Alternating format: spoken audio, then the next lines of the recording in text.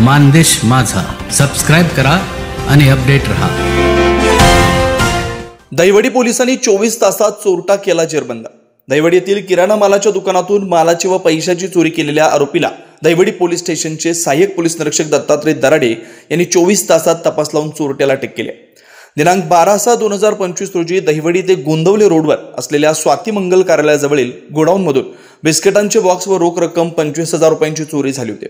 गुरुप्रसाद मारुती मोरे राहणार मलवडी तालुका मान जिल्हा सातारा यांनी अशी फिर्याद दहिवडी पोलीस स्टेशनला दिलेली होती।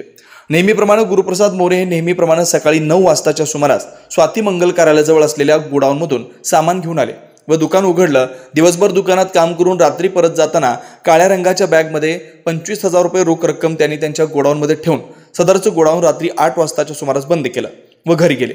दुसऱ्या दिवशी दिनांक 13/6/2025 रोजी सकाळी 8 वाजताच्या सुमारास नेहमीप्रमाणे गोडाऊन उघडलं असता मोरे यांना त्यांच्या गोडाऊनच्या पूर्वेकडील पत्रा उचकटलेला दिसला, म्हणून त्यांनी आज जाऊन पाहिलं असता त्यांच्या गोडाऊनमधील बिस्किटाचे 5,040 रुपये किमतीचे 6 बॉक्स व 25,000 रोख रक्कम असलेली काळ्या रंगाची बॅग दिसून आली नाही। म्हणून त्यांनी गोडाऊनमध्ये आजूबाजूला शोध घेतला असता काहीही मिळून आलं नाही, म्हणून त्यांनी दहिवडी पोलीस स्टेशनला अज्ञात चोरट्याविरुद्ध खबर दिल्यानं गुन्हा नोंद करण्यात आला होता।